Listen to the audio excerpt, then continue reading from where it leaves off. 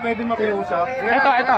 Hello. Kawawa naman ho yung Hello. mga tao dito na mamahinga din ho sir. Baka pwede... Sir, hindi nga kami matahimik sa mga bahay namin. Sila naman na maha! Sila, gusto ninyong matahimik kami, binabaha.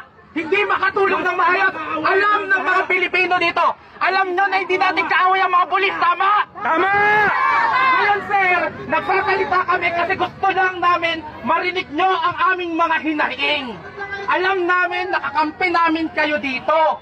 Kung kami ay nagsasalita sa inyo, alam namin na trained kayo. Alam namin na trained kayo na maximum tolerance hanggat hindi namin kayo sinasaktan. Tama? Tama! Tama? Hanggat nagsasalita lang kami kasi that's freedom of expression. Nakita nyo naman, nung sabi nyo, umatras kami para pantay, umatras kami.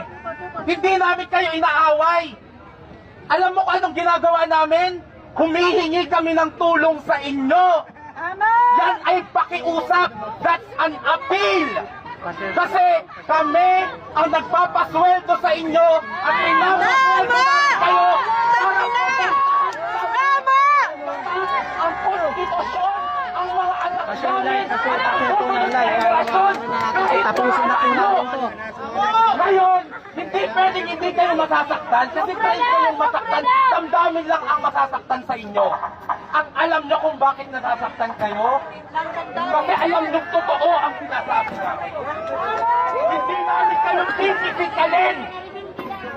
Kasi alam namin nakakampi namin kayo. Kami ay nagmamakaawa. At hindi nyo kami pwedeng sabihin na hindi kami pwedeng mag-vent out ng mga galit at frustrations namin. Ito na lang ang meron kami. Hindi pa kami pwedeng maglabas ng sama ng loob. Tama!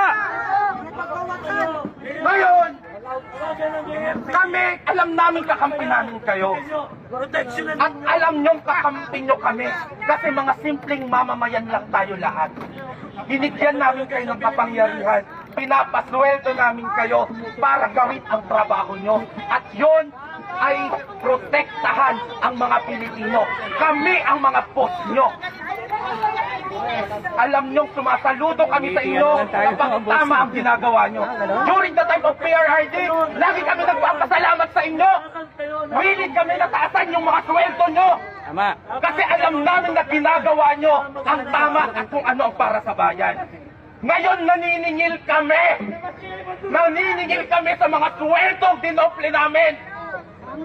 Asan kayo? Ngayon, sir, hindi kami mga bobo, hindi kami mga tanga, nasasaktan namin ang